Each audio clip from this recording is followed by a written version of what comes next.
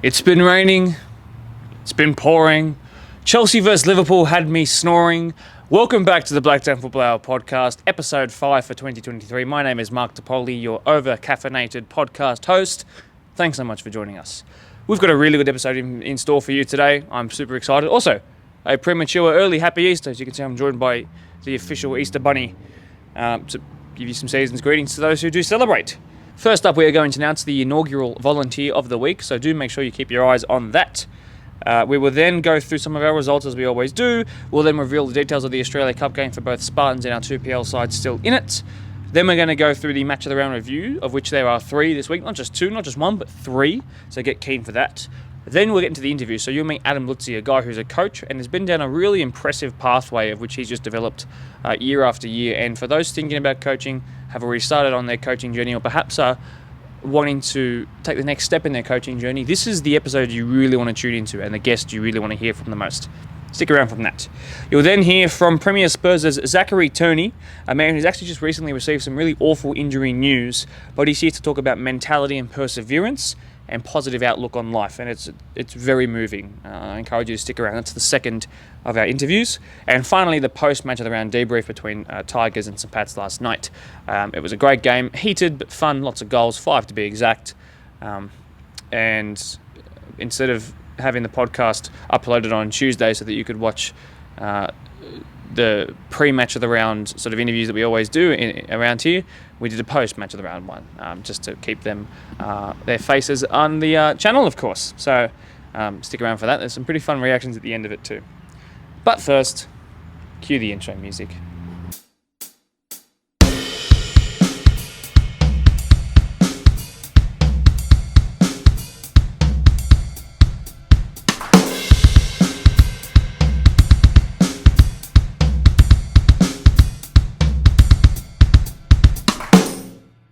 So let's get started.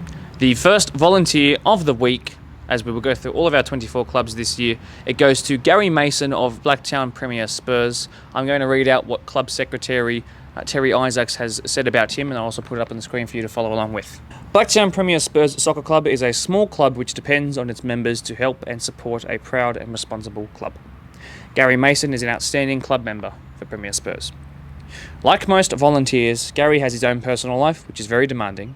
He looks after his elderly mum and his kids, along with his other work commitments.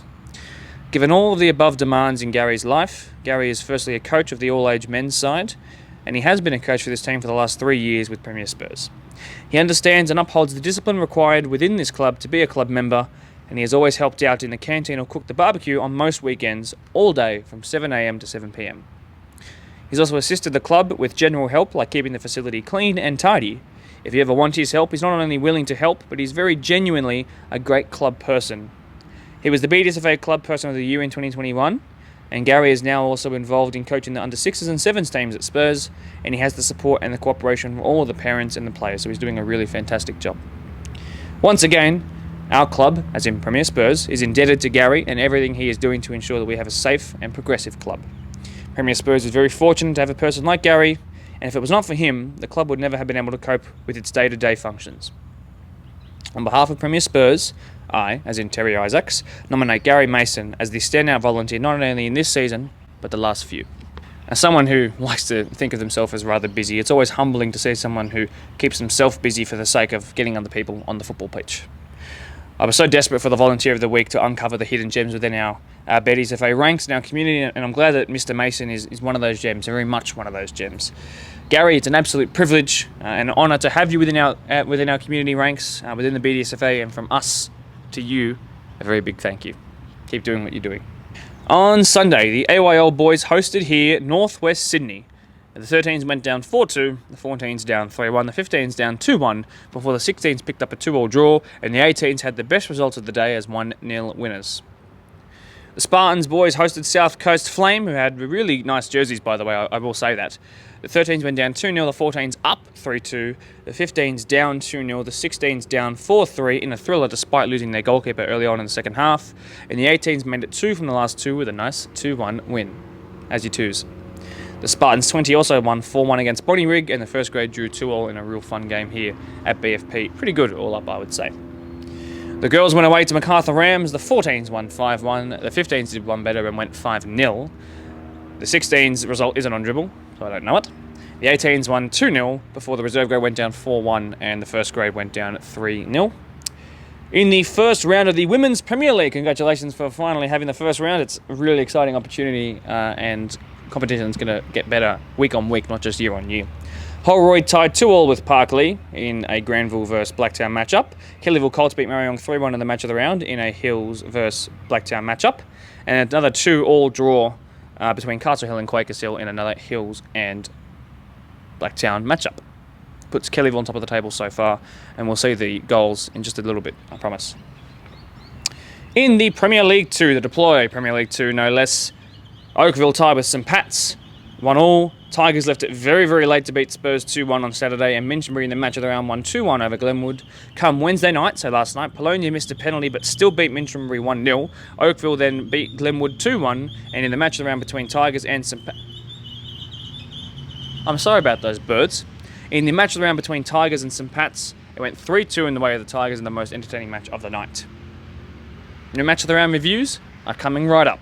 A goal on 2 minutes by Bernard Freeman almost broke Minchinbury's own net. It was absolutely fantastic.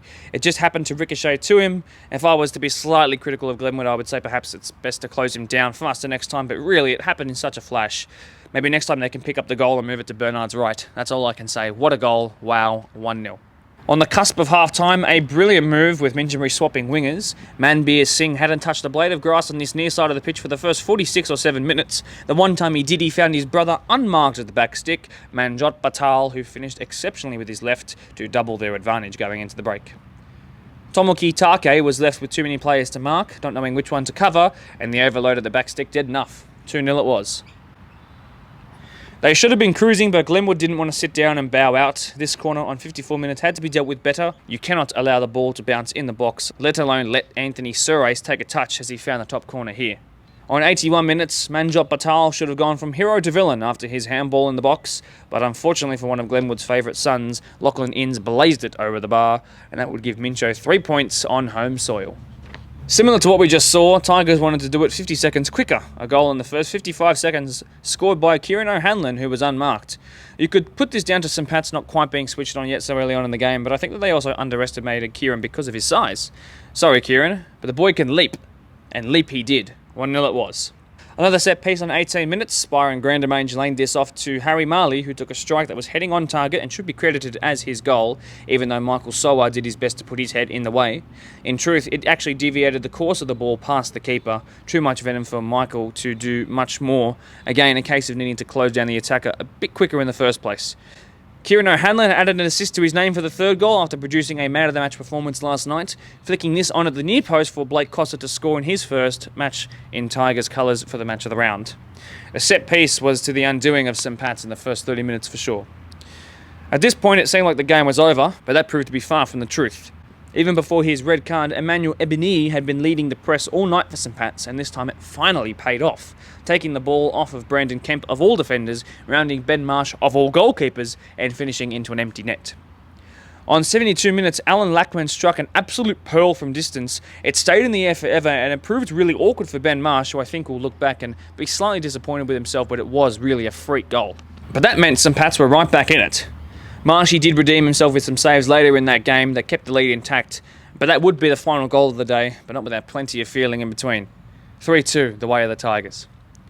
As we look through the goals of the Women's Premier League match of the round, you have to forgive me for not 100% knowing the players' names and their sort of abilities just yet, but I'm here to learn, and that's why I watched it. Marryong took the lead early on in 9 minutes, thanks to another show of good pressing from strikers. The Colts defender gave the ball away, and it was a simple finish past an unsettled goalkeeper to make it 1-0 to the Blacktown District's side. Kellyville would respond on 22 minutes from the set piece though, a well-drilled-in hit with an unmarked header that followed. Something to work on for Marryong, something to applaud for Kellyville. The quick 1-2, Captain Hayley Thayer involved again, this time turning from assist provider to secondary assist provider, and the Colts had a simple finish following the initial save by the Marryong goalkeeper. The game would be sealed in the 59th minute following this incredible free kick, looping over the goalkeeper who just didn't have the leap on her to deal with this. It's funny how many similarities there were in the match of the round games this week. The final score was Kellyville 3, Marryong 1. You'll have to forgive me for not having written this down. I made a mistake, so I'm just going to read it off my phone for this time. Ropes, despite having kept a clean sheet against a very strong Doonside side in the first match of the round and first game of the PL1 season for them, went down 4-0 to Marion, believe it or not. Quakers Hill Juniors took a 1-0 lead that they kept onto until the end of the final whistle. Quakers Hill Juniors maintained a 1-goal lead throughout against Prospect. That game finished 1-0 to Quakers Hill. Doonside recovered by scoring 2 goals to Riverson's 1 in a very hotly contested match, let's say that. And Eastern Creek love playing some enthralling draws, don't they? 4-4 with Workers. So from 5-4 last week to 4-4 this week, I think it's time we make Eastern Creek the permanent match of the round fixture, don't you think? Ponds FC then played against Parklea last night with a certain favourite son called Blake Skur, who returned to the club with plenty of time still to go in the transfer window. 2-1, he scored with the very last kick of the game against a resilient Parklea side. Oz Cup, next Tuesday, at the Wanderers, 7:30pm, Quakers vs Marconi Stallions. Here at Blacktown Football Park at the same time, 7:30pm, Spartans host St George. Doonside vs Bonnyrigg at Glendenning Reserve, how much fun that'll be, 7pm Wednesday night, so just 23 hours and 30 minutes after the games on Tuesday kick off. See you at least 2 of those games. I'll be at either one on Tuesday, probably here, for Spartans, and I'll see you on Wednesday next week for Bonnyrigg to lose to Doonside. Adam Lutzi, are you ready to meet him? Coaches, listen up. I'll see you at the end of the episode. Perhaps the most special guest of today's podcast, I'm joined by Adam Lutzi, who's here to detail his story through the ranks of Blacktown football and up into the position he's in now. I'm not going to give too much away because we've got 20 minutes to 30 minutes to talk all about all the incredible journeys he's been on and how it's led into this moment here and being at a great club like Blacktown Spartans. There we go. So that's the simplified version of his journey, but he's got plenty more to tell you about how he got here, and I think it's for people who are looking to get into coaching or move into that space one day, or are players right now, maybe perhaps coming into their mid-20s who are thinking about what their next step in football might be. This is the episode for you where you can certainly learn a lot. So, Adam, firstly, thanks very much for joining us here. No, you're welcome. Thanks for having me. What an intro. Yes, a bit of an intro. Hey, we'll just let this truck come past first as well. A new spot today due to daylight savings. The sun has pushed us out of our usual spot near on the field, but once we record our later podcast, the sun won't be a problem. Until then, Adam, I usually tend to start from the beginning with our brand new podcast guests, and we get to go from where their football interest peaked. But I think we can tell you're a football fanatic, and you've been around the space long enough that people will know that, and they'll be able to interpret that. So I actually want to start from where you're at right now. Can you give our listeners a bit of an insight as to what you do and what your position is right now in football? Yeah, so obviously under 20s head coach. Also a second assistant coach to Ben in the first grade setup. So that's where we are at the moment. An exciting journey to start for 2023. So now that that's out of the way, I want listeners to be able to picture that in their minds while they hear about his humble beginnings through the BDSFA world, and to prove to yourselves and to hear firsthand that it is actually possible to make it to this stage with the sort of right determination and management and expertise. So let's now go from the start. So you're a BDSFA junior, you come through some of our clubs. Can you go through sort of what the journey is? Like if you had to write up on LinkedIn all the clubs that you've been through and what sort of time you were there or ages and time that you spent there. Take me through that time. Any memorable moments, any grand final wins that you might remember? Yeah, so it actually started as a Lord's junior when I was 4 years old, and spent the best part of 10 years at Lord's Soccer Club. In that time, 2 grand final wins, under 9s and under 15s.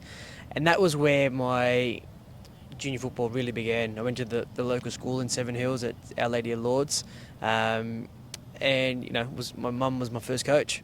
Then my uncle was my next coach. So a lot of Italian heritage is embedded in my coaching style, and that's where the journey really started. From there, it wasn't until the under 15s that I actually progressed into I suppose an elite football realm, if you want to call it that, in Super Youth League as it was at the time.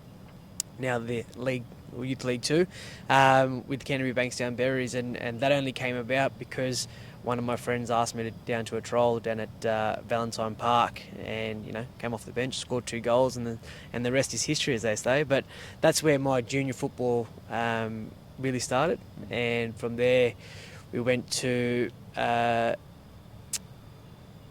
Berries, Mount Druitt. And I was at Mount Druitt for 3 years 3 years I was there, and made my first grade debut as a 17-year-old, under 20s captain. And I really thought that's where I was going to be, but at the end of the season moved to Parramatta FC. So that was probably one of the highlights of my playing time. Mitch Duke was in our team at the time, under 20s, won the league, won the comp, and the club got promoted to the Premier League. There you go. Small world, isn't it, the football world? And Mitch Duke is known around, especially these parts here, as a bit of a cult hero in Western Sydney football, certainly in recent history.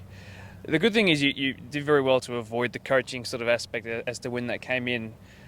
You obviously had your last sort of stint in obedience of a club, but before we get to that, I want to know at what point, what person, what moment sparked your intrigue for coaching. And I know that this isn't your first job, which is why they didn't want someone to come in on their first time to be a Spartans 20s coach, but they wanted someone who had experience. So talk to me about where your experience started. Yeah, I was still quite young. During my time at Mount Druitt, and it was coming to the end of the second season there, where a friend of mine actually asked me to help out with a coaching clinic in the school holidays. Anyway, so I went down there thinking that I would be there with somebody else, but it turned out I was the coach. So put on a couple of sessions for some younger kids that are just at school looking for something to do, really, and I found a real good passion for it. And it wasn't until 10 years later somebody actually came up to me and said, "Do you remember me? You coached me in that school holiday break." And I said, "Well, I don't, but nice that you remembered me." And from that moment on, I thought, I've always wanted to be around coaching. I've always held a leadership type role within the teams that I've played in. So I think that's where it first sparked. And then I moved on to coaching with a long-term friend of mine, Pat Polistino, with the ASA Football Academy.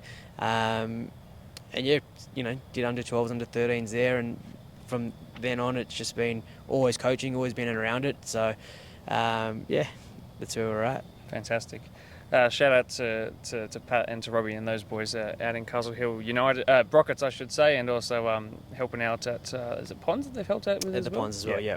So they've another bit of Western Sydney football history at grassroots level particularly. It's funny because I think people might have heard that you said 10 years later, and someone coming up to you 10 years later and saying that they remembered you, that might sort of phase people out of following in your pathway. I think I really want to get into your pathway in this podcast episode and showing that it is possible with, and you're an example of that. So it did take 10 years. I know I didn't write this down, but when you really did first have that experience where that coach didn't turn up and it ended up being your session, were you thinking, in a decade, I might be here? Is that a thought that even crossed your mind at the time? Because I want people to know if the answer is no, it's okay for that to be the answer at the time. Yeah, it certainly wasn't. I was still well and truly playing at that stage, and thought I'd still be playing till the age I was 40, to be honest with you. But I mean, I'm not close to that yet, but I've kind of stopped in that path. But in saying that, the journey took many twists and turns along the way. And it was at the point where, I'd done a number of years with ASA, and it was actually a friend of mine, Kurt Johnson, who's now at Deploy, was at Hills Football as the GM, and he said, "Look, we're starting up a AYL program. How do you feel about coaching?" And one of the criteria was you needed a C licence. So even though I'd had 3 or 4, maybe 5 years experience at the time coaching, I didn't actually have something that said I was a coach, basically. So I went and did my C licence, which I thought was very beneficial. It gave me a different perspective. And then took the first coaching gig at Hills AYL. Fantastic. How many more jobs between Hills AYL and Spartans did you have in particular? So probably two other jobs. And one thing that you'll learn in football is you need to find the right fit for you. So whilst I learnt a lot at Hills and a number of other clubs, I didn't always feel like it was the right fit, and not for any negative reasons, but you look for avenues that are in line with where you want to go and what pathway you want to take. I suppose that's what led me to Spartans.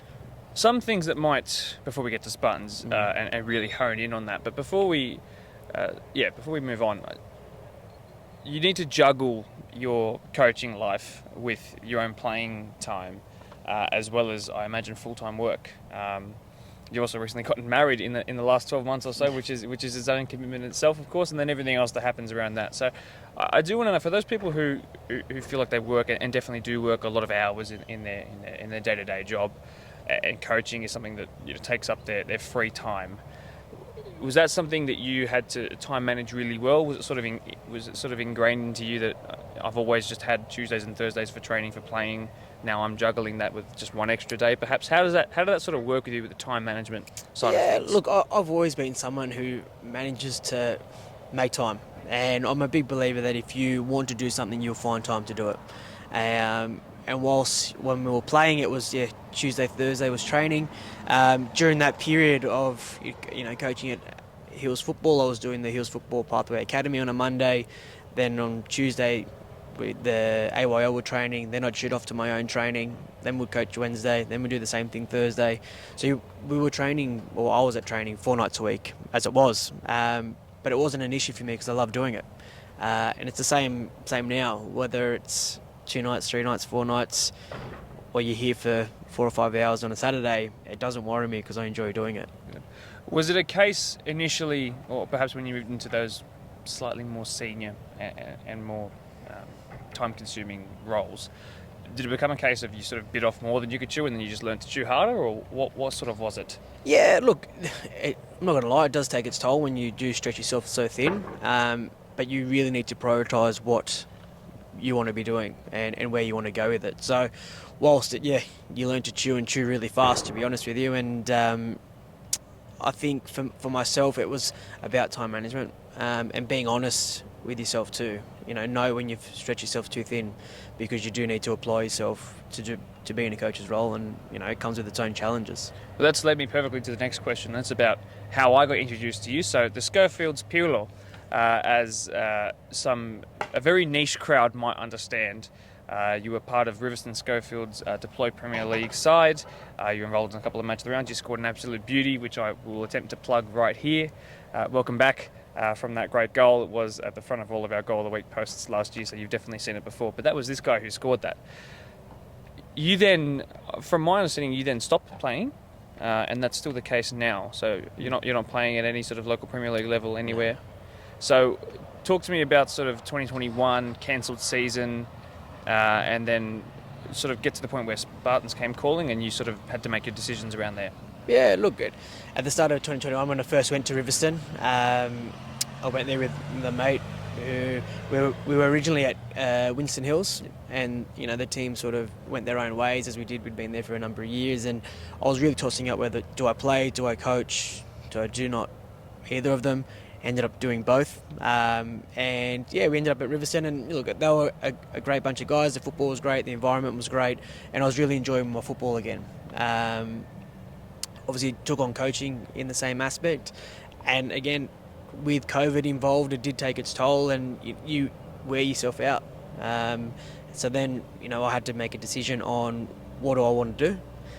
When Spartans came calling, it was probably a blessing in disguise because the kickoff times clashed. So it was a fork in the road that I had to make a decision on where do I want to go, what do I want to do, and coaching was where I wanted to go. Slightly loud interruption in the background, you have to forgive us. We'll just bring the mics closer for a couple of seconds. Spartans do come calling. The opportunity is as follows. The 20s coach has left at about the 3/4, perhaps even 2/3 mark of the season, somewhere around that time of the season then. And your job is, I'm not exactly sure what they would have told you, but I'm sure your job was to basically steady the ship and get ready for next year. It wouldn't have been about getting any results just in terms of where the 20s were at that time, but you come in and you steady the ship. But before you do any of that, I want to know what your reaction was. Was it joyous, or was it I deserve this? How did you feel when you first got approached? Yeah, it was where do I sign? For me, it was a no-brainer. I, for a long time, wanted to get into that senior space, and it was just a matter of, okay, well, I need to do my time, earn my stripes in the younger age groups through youth football, and try to get myself into one of those positions. When I did get the call, it was a smile from ear to ear, and I wanted to take it as soon as I could. The brief was pretty simple. Keep things positive, and you'll be judged on how many players you can get into that first grade environment. It wasn't about the results. It was about building something for the club. Now, for me, it seems like an easy enough task, but obviously it can be a little bit difficult. And with the team we had was arguably on paper probably one of the best teams in the comp, and for whatever reason they weren't gelling, and that was my job to get them to gel and to get them back to enjoying their football. Now, from my perspective, having been my first time in a full-time role with Spartans and BTSV last year, I did take pretty close interest in how our 20s and first grade for both men and women were going. It was part of what I did every week on the podcast. We start the episode and you would have seen some results. A very positive one, by the way, over the weekend for our Spartans boys, particularly in the 20 space. So I was following that each week, and I did see a change upwards on the table for the 20s, but I think it was more in terms of the performances and what I noticed from trainings. For those of you who don't know, I do tend to be around at the times in between recording podcasts, because people usually come here after 5 p.m. So I do get to see a little bit of training, and I can see what the environment is like, and I can you can sort of pick up when things were feeling good, and they certainly did start to feel good pretty quickly. After the former coach had departed. Nothing to do with him. It was just, I think you brought a different vibe, and it worked really well. You get to the end of the season, and that ship is steadied, and you're already thinking about next year. How did you sort of think that the end of 2022 went for you? Yeah, look, I think in the first 3 games we played the Wanderers at Wanderers. Not fun. No, look, it was a test in itself, and it gave me gauges to where we were at. We copped 7 goals that day, and it wasn't through lack of trying. It was probably more through lack of direction, which I think the team at the time really needed. We fast forward to the end of the season. We play Wanderers at home, and it's a 2-0 loss in a game that we probably could have won. Now, when I say that, some people might say, yeah, but you still lost. But in that journey, in that time period, we played a number of the 18s. We played a handful of the 16s, all in that 20s environment, and that wasn't because we didn't want to. It was a matter of we had to. So one thing you'll find in coaching is you're always faced with adversity. You'll always get challenges. You'll always have headaches, and we had to deal with it. Whether that was because first grade couldn't drop players down because there was injuries, we had players leave because, obviously when the season wasn't going as great, we would look for greener grass. So we looked to the cattle that we had, and that was within the 18 setup and within the 16 setup. So for me, I see it as a success, knowing that 5 of the squad that we had are now in the first grade setup. 2 of those are still 20s legible. Apologies for the little interruption. There's some grass cutting happening around us, but it's just the nature of when this podcast is being filmed. We've got to fit it in at some point. If you had to summarise sort of that middle bit, it was around just that second time against them here at 2-0. So it was much better in terms of performance of next door compared to here. You'd say yes. Yeah, 100%. Good. You get to this season, and so far it's a positive win record. 9 games played, 5 wins, 4 losses, no draws. Not one for draws, are you? So all or nothing. Yeah, all or nothing. I like that a lot. We'll get the Netflix crew out, or Amazon crew out here soon. Look, I could add some extra words to that and some extra adjectives to try and describe how it went, but why don't I just get your opinion straight off? How have you thought the first 9 games of a very long season this year have gone so far? Look, 5 games out of 9 that we've won. And I reckon there's probably another 2 of those in there that we should have got points out of.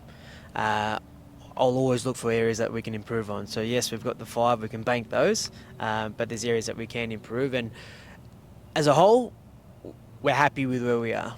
The team's heading in the right direction, they're making the right progress. And we also need to remember that the average age of the squad is 18 and a half. In an under-20s environment, there's 4 or 5 players that could still be playing 18s. And for us, it's not about saying that we've got young players playing. It's what are we going to do with these young players? And we want to be competitive, and we are. And these guys and boys are stepping up week in, week out, putting in a shift, and not shying away. And that's all we can ask for. The beauty of that is, with the environment that we've got here, with the setup that we've got, 3 or 4 players every week are training with first grade, regardless of age. So it's not the oldest ones are playing because they may need a contract at the end of the year. It's whoever's performing, whoever deserves it, is training with first grade. Let me ask you about being a 20s coach. There would certainly be some people who are watching who are thinking that being a 20s coach or a reserve grade coach at that which is the same thing, is difficult. So I want you to be honest about in this question and how you answer it. What have been the difficulties of being a 20s coach, having to be second fiddle when you come up with your starting 11? So can you sort of delve into what that's been like? And not that it's any mark against any former coach or current coach, it's just the nature of being the 20s coach. That's how it works, and it's how it works all the way through football. So what have been some of the difficulties? Yeah, look, when I took the job, I was probably a little bit naive in that regard, thinking that I would be in control of my team and it's my team and I'll run it how I want. But I quickly learnt that it's not just about us, it's about the bigger picture, it's about the club. And the quicker you learn that as a coach, that you need to know your role. And my role within this environment is a support arm to first grade. As soon as the players recognise what their role is, they are a support arm to first grade. And once the whole collective are on board with that, then we can start working towards what we want to achieve. Now, yes, we've got our own ambitions, we've got our own goals that we set, and we want to win week in, week out. We want to learn by winning. But as a coach, yeah, you get headaches because players are dropping down, players are getting caught up through training, but you need to understand why that's happening. And when you do, you can truly appreciate the role that you're in, and it makes your role as a 20s coach easier. You're not worried about who am I losing for the session, who's dropping down. You're working around that. It's a headache, yeah, it is. But we're not going to shy away from that. But it's all a learning curve too, and it teaches players within the 20s environment that, one, your spot's not guaranteed. Two, if players are dropping down, they obviously need to step up to be a leader on the park. But also it gives the boys in the 20s environment some hunger to make sure that they're not the ones getting left out. Now, we don't want to leave anybody out, but it is a performance-driven game. For those who might be unfamiliar with how the NPL space works at 20s level, it's actually different to reserve grade. I should make that differentiation now. Reserve grade is what the women's sort of representative space refers to it as, but it's different in the men's in that once you get to a certain age, which is I've turned 20, that is your cutthroat year to make to earn a first grade contract. Now, an influx of players this year, some of them who are teetering right on that age, maybe they have an extra year to go after this. Your job as a 20s coach is, and like you said, how you're being judged, not necessarily foremostly on results, but how many players you get into the first grade space. That's difficult. That's a lot of pressure. You've got kids who will be coming to you, and they are kids, coming to you saying, this is what I want to do. You have to help me get there. And that's a big responsibility. And I actually think in that way, 20s is somewhat more cutthroat, and there's more space to be selfish in 20s. And that's hard, because you've got to teach kids to be in a team environment. I don't want to answer your question for you, but you've got to teach kids to be in a team environment but also shine. That's hard. There will be some kids who, once I do promote this on the Spartans page, who do click on this and get to this point in the video and will be hearing their coach talking about, maybe this is me. You got a couple of players who might be listening who are on that age bracket where they have to make it. They need that first grade spot to build their CV by hook or by crook. Is that difficult for you? And how do you go about managing that? Look, there's always going to be a difficult conversation to have in and around when you're dealing with players' pathways to their careers.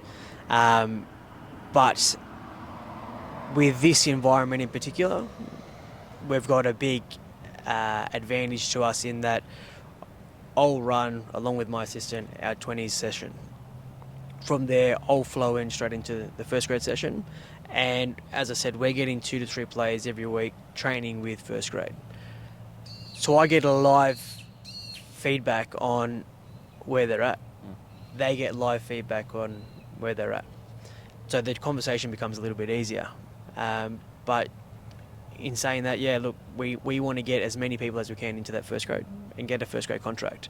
We don't want to lose good players at the club, but we also understand that we can't keep everybody.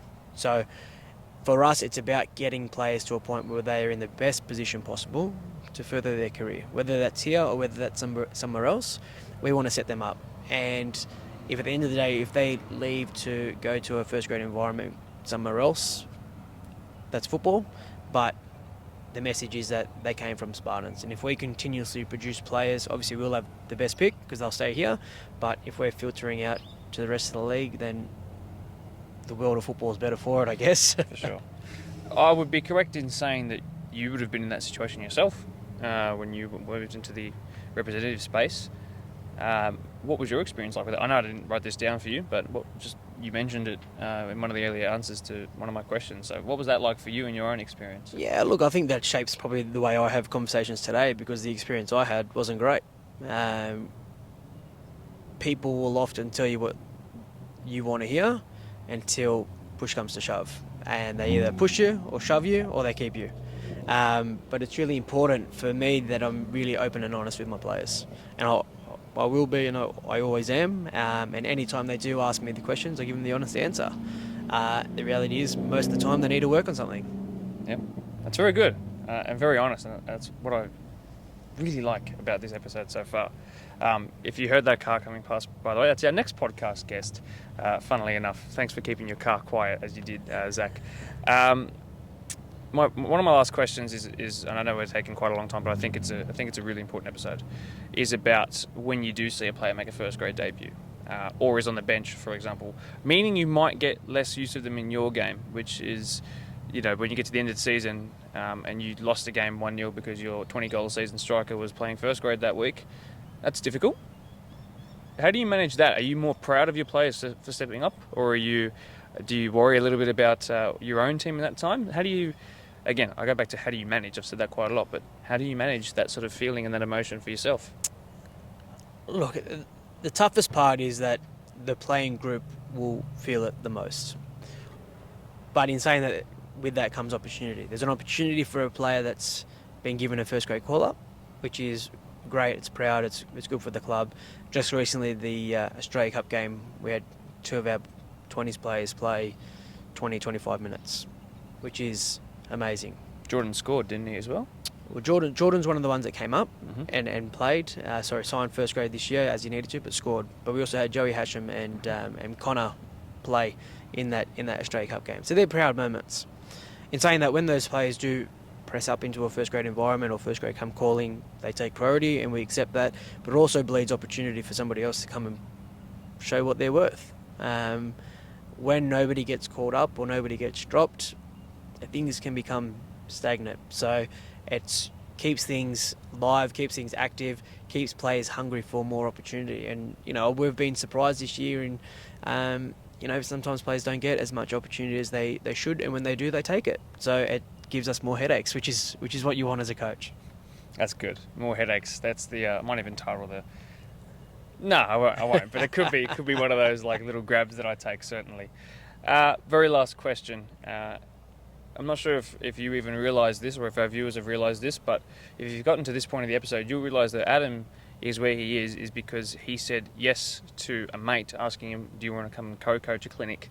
And a decade on, he's found something he really enjoys, to the point where he thought he'd be playing, kicking a ball around in the trenches with his mates to the age of 40, and instead before that he's in a coaching environment and he's thoroughly enjoying it. And I would suggest, without trying to sound too blow smoke, is that you're doing a great job and the environment is good, and I'm really happy for you and the squad.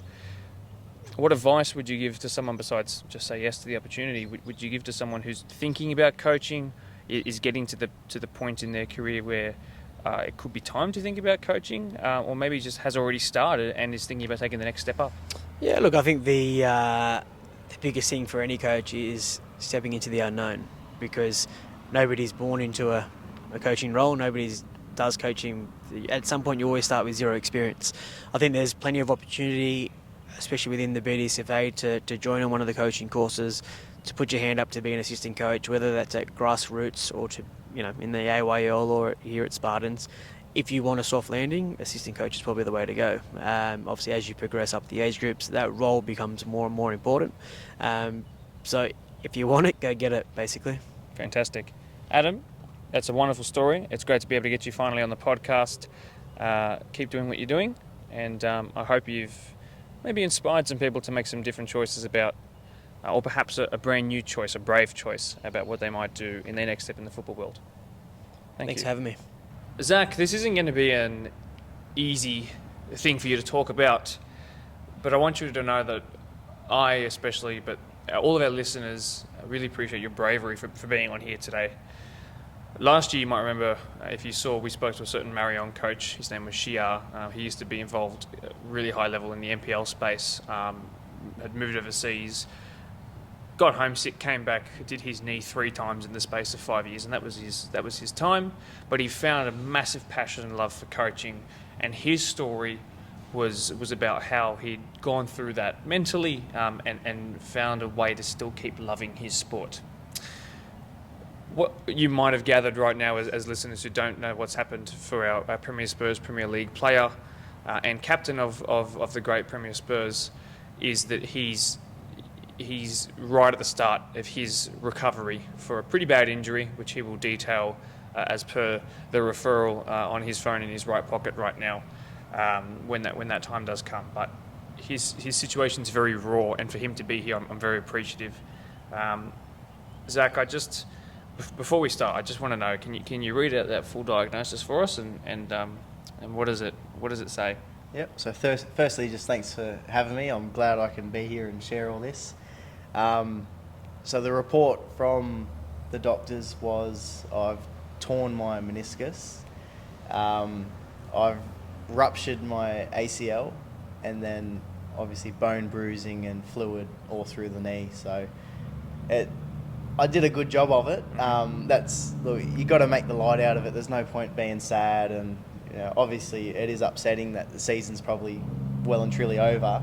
But look, you got to smile about it. Otherwise, you're not going to get through it, and you're not going to be able to come back from it.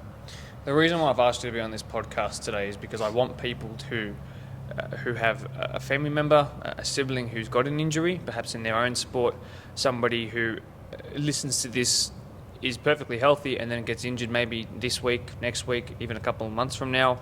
And if their season comes to an end, you've just paid rego, you've just met your team, you've just learnt the left back's name, for example. That's hard. And I really don't want people to have to go through injuries without feeling like they're supported by the team around them, or at least that there's not an example you can turn to and learn from as a sort of exemplar of how to go about your recovery, and that it's okay to feel emotions. Now that was a great example of someone like Shia, who was on here last year because he'd been through those motions plenty of times. Like I said, yours is quite raw. So as we keep going into this, I want you to keep in mind that everything that he says is very fresh. And that's why it's so amazing that he's been willing to come on here, and he's been backed really heavily by his club to do them proud in that sense. Let's go back to the moment that it happened. What can you describe for us? So it was a tough, hard round 2 game against Minchinbury. Credit to them, they brought a very good, hard game. It was a 1-all draw. It ended up in, so the points were shared. I'd say maybe 3 or 4 minutes to the final whistle. I've chased the winger down the sideline, gone in for a tackle, and ended up putting too much body weight up top. So the boots dug into the ground, and I've hyperextended my knee going down and just felt the pop. And like I said to Mark earlier, I normally, if I go down injured, I get straight back up and carry on and deal with it later, but I just physically couldn't get back up, and I knew then something was wrong. You've gone from being a Premier Spurs' all-star representative here on the 21st of January to being a 3rd consecutive year out of 3 years at being Premier Spurs as their captain. And as you were saying to me as well, Premier Spurs have started the season really well, and it just sucks for you that this has been timed in a way that when things are finally starting to look like they've hit its best stride, its lengthiest stride, you've had this happen. I want to ask, what's your relationship like with football right now? Look, it's a love-hate thing, I think. You have your good days, and obviously now you have your bad days. But like I said, you've got to still try and make the most of it. And like the Marion coach, I'll be helping out, trying to coach and give tips where I can, just to some of the ones filling in or stepping up into my spot, or whoever might be taking the captain's armband, just to try and give them a few hints. There's no point me going into hiding. It's not going to do myself or the club any favours. So, they're backing me, so I've got to make sure I'm still there backing them. We got a good season ahead. Absolutely. That's a good way to think about it. In terms of what you've felt emotionally for the last 10 days or so, can you remember what day one was like, what yesterday was like? What are you like today? Have you gone through the whole range of sort of depressive thoughts and positives and optimism? How has it been like? What's that roller coaster been like? Yeah. Oh, look, the first couple of days I kind of brushed it off and thought, just a sore knee, it'll get better. Until it didn't, and I actually went and got it checked, struggling to walk. And then when I found out the doctor thinks it might be a tear, I thought, it's not looking too good. But I think, obviously having family, speaking to them, they've told me, they asked me, are you okay? And they turn around and you think, well, I am, but at the same time, I'm not. Like I said earlier, we've just started the season. It's finally looking good. All the puzzle pieces are finally kind of coming together, and then this happens, and it's just like all the hard work already in the pre-season, it's gone to waste. But no, I think family's helped me get through and kind of eased it a little bit, and then having work as well. They've been really good to me. Normally, I'm in a very labour-intensive job as a plant mechanic. They've had me in the office taking phone calls, learning all the sales side of it. So in that department, I've still, I'm covered. So I'm not missing out on anything due to an injury, which I'm grateful for. That's good. That was a good transition, actually. I was about to ask you about work. So I literally had written down you are in a labour-intensive kind of environment, and as you told me before we went on camera and we were making our way up here, that they've been very good to you, and that's great to hear. But there are people who do take that risk of, I will play competitive sport, soccer, football, rugby, basketball, whatever, on the weekend, and I risk that I might not be sitting at a desk tomorrow because my job doesn't entail that. It entails being out there, walking around, requiring balance.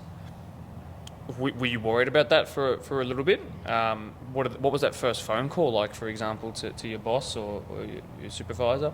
Yeah, well, it's got to be the first time in my whole career. I'll include all of it since I was little. It probably doesn't count. But this is the first time I've actually had to stop and think, is it really worth trying to get back into? You've got to put work first. You've got to put your family for everything. It all kind of weighs on the decision. But no, like I said, my boss has been really good to me. It's like he's just come with open arms and tried to help me as best as he can and make me as comfortable as I can be. So I have no doubt, even when I get surgery or whatever it might be, they'll be 100% supportive, and it'll be really, really good recovery. So you were telling me that you've actually taken up more of a sort of sitting around position. What is your Monday to Friday? What does your first sort of full Monday to Friday look like this week?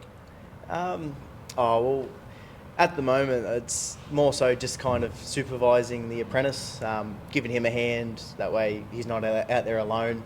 But if he's under control and he's doing his own thing, it gives me a chance to go inside the office and get in and just help take some phone calls or whatever it might be.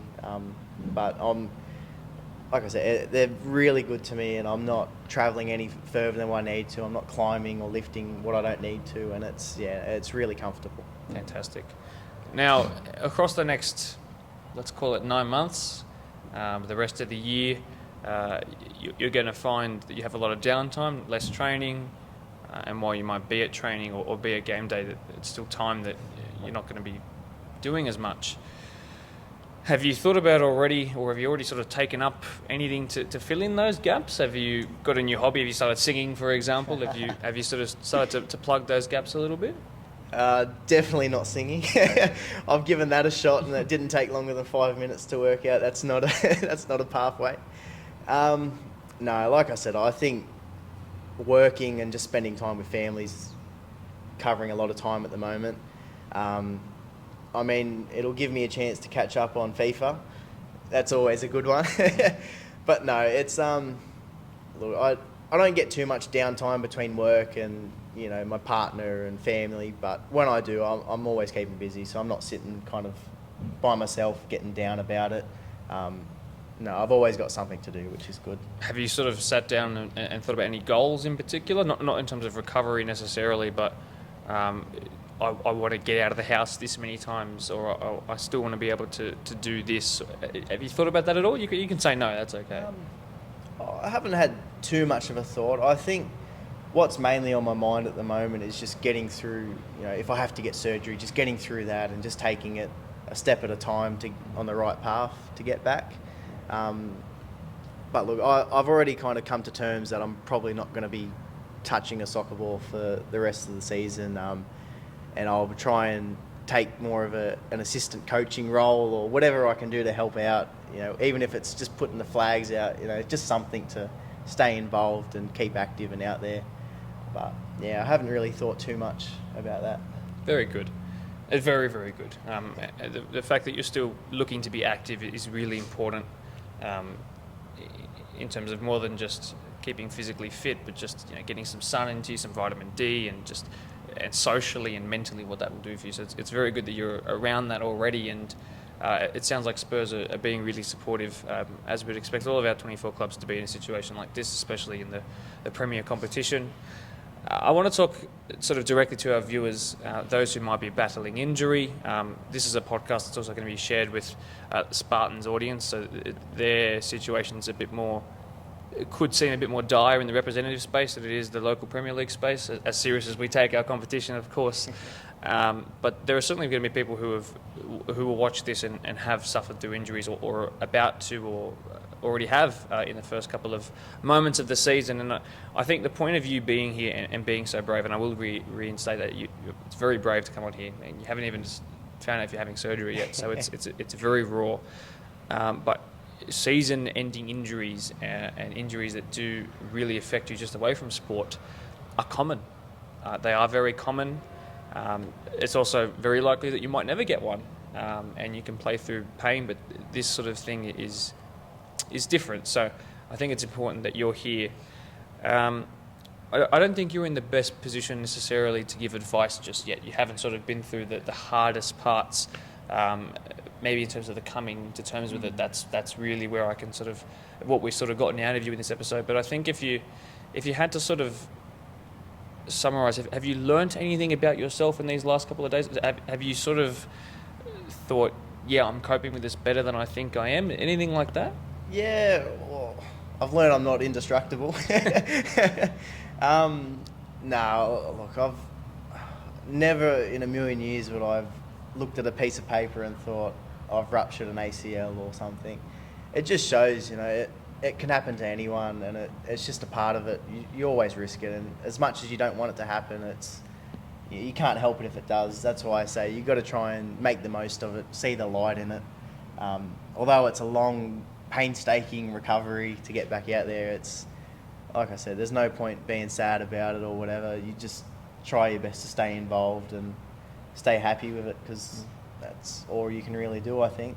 I think it's important that you said try your best there, because sometimes you will feel down. I'm not somebody who's suffered through a season-ending injury myself, God bless, but I think what Zach has acknowledged is that he has been down at points, and there will be points where he's down, but he knows that there is absolutely light at the end of the tunnel. He's got a really good supportive group around him at home and at Spurs. It's coming across certainly as that. So maybe one or two more final questions, and it's just about, I wasn't going to ask you this, but it's about a personal goal of yours. I wasn't going to ask you in case you hadn't even thought about it, or if it was too far-fetched, but you do have a goal, if you're willing to share it. So come September, mid-September, early September, you want to be back out there potentially? Oh, look, I was saying to Mark earlier, I thought I've already pictured it. It could be in dreamland or whatnot, but if the team keeps going how we have been and playing that good, solid, hard game, I've already pictured coming on in the last minute of the game just to get out there, if it's a grand final or whatever it be, just to say, I was a part of that, and be able to go out on my own terms, that would be a good thing, I think, as well. Absolutely. So, yeah. Very good. And just finally, maybe any other sort of personal goals for you that you've thought about? Have you thought about next year at all, or even this year going to Spurs and actually formally becoming an assistant coach for perhaps 21s or something like that? I thought more so just trying to help out where I can. Obviously, more so with the first grade because that's my team, and I'm really proud of how far they've come already. First 3 rounds. I haven't really thought about next year. I just want to try and get through the recovery and everything first. I don't want to put too much on my plate at the moment. But honestly, I'm more than happy to just sit there chasing balls behind the goals. I just want to stay involved and make sure they know just because I'm injured doesn't mean I'm not going to be around. I'll be there each weekend supporting on the sidelines. As hard as it might be to not be out there, I'll still be there cheering them on. Just 10 days post-injury, and Zach was willing to come and talk to us, and more specifically talk to you about his process so far and the long journey he has ahead of him. But he's given some really good pointers as to how he's managed so far in terms of his outlook psychologically, and I think that's really important. So I think you've given us a great segment here for the Blacktown Football Hour podcast, and we will I'll give updates if you ever send them through. To people who want to know and want to keep in touch with guests as happens very frequently on our show. So thank you very much for being brave to be here. Thank you very much. We will see you throughout the year, and I'm sure we'll see you at Mariel. Thank you. I'll see you for the Blacktown Premier Spurs match of the round. I love that. Well done. First post match of the round action and segment for 2023. I'm joined by Brendan Kemp and Taryn Rockall from the successful Quakers Hill Tiger side, who win 3-2 over St Pat's tonight. Hard fought one. You guys were 3 to the good within 27 minutes of the first half. How good were you feeling at that 3-goal up point? Oh, we were flying, to be honest. Last week we didn't have a great game either, but we got around the boys in the warm up and we were ready to go. And I think getting up so early probably put us a bit off. We sort of took our foot off the gas, and then unfortunately I made an error, and then they came back into it, and then. But the boys kept fighting, then they got a second one with 20 to go or whatever, and we just kept pushing. And thanks, shout out to Benny in goals, saved us as he has been all year. So it's just a solid effort from the boys. We're not happy with the performance, but we know 3 points is 3 points. St Pat's beat you in the first game of 3 against you last year, and they came close to getting something from this game. They're a team who tend to lift to the competition they're playing, whether that's up or down. That tends to be how they're just sort of one of those teams that can match whatever they're facing. And in this case, it was up certainly in that second half. They won the second half, if you want to call it that. Like you said, Benny Marsh, a couple of good saves, but you guys really could have put the game beyond reasonable doubt. Is that something you will look at, or will you look at it as that's a good team and we were better in the end than that scoreline showed? A bit of all, We had we had the first result against Polonia 6-0.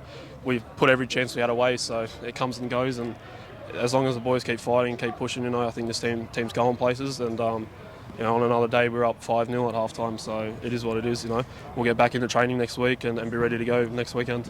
Taryn, 3 goals, 3 set pieces. Now that came to your undoing at times last year, so for it to be going in the opposition's net rather than your own is a really welcome thing, I'm sure.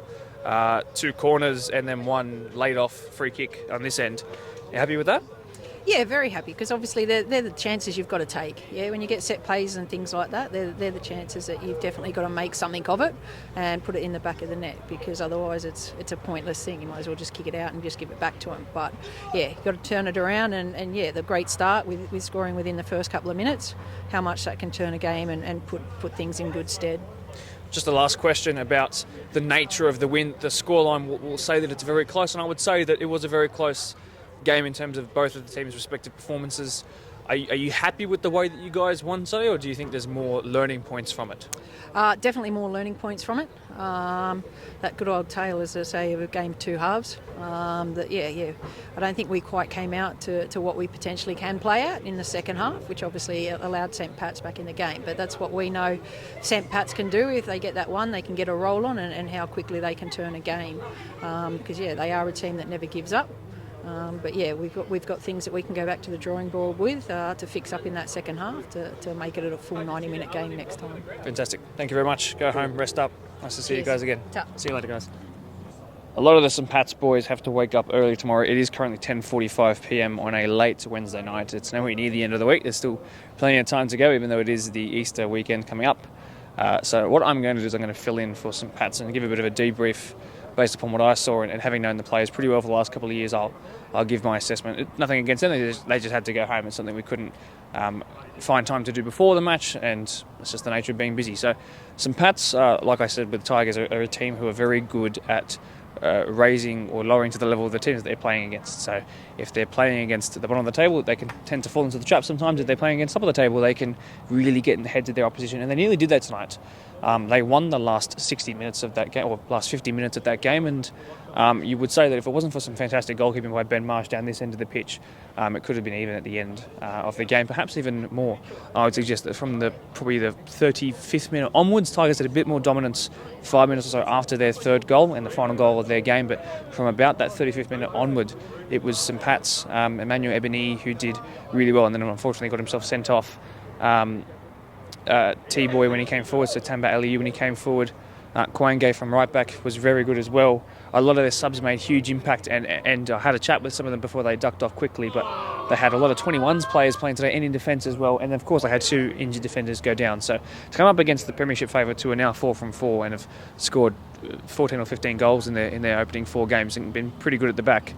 See you later. They were very, very good and should be impressed with how they've done. You'll get to see them again on the 26th of July as we head towards the end of the season, their first home game match of the round in a long, long time. But they should be very impressed with how they played, and if they can get that squad back to full fitness in time, they will be very hard to stop if they can maintain that kind of performance.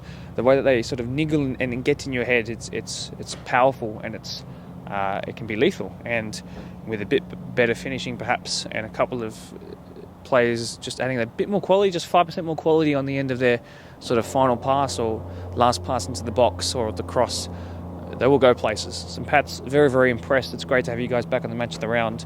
Unfortunately couldn't chat to you, but we'll get the chance certainly when we get closer to the crunch end of the season. Thanks signing out from this last part of our Wednesday night match of the round. Thank you to all who tuned in. Thanks to Tigers for featuring just then as well, and I hope you enjoyed the highlights and the post-match. The beauties of football, the pain that comes with it too. Like any sport, there are ups and downs. I'd like to thank Adam Lutzi, Zachary Turney, Brandon Kemp and Taryn Rockall from the Tigers in the match of the round review for their involvement on the podcast this week, but particularly to the first 2 and particularly to Zach, who was rather brave.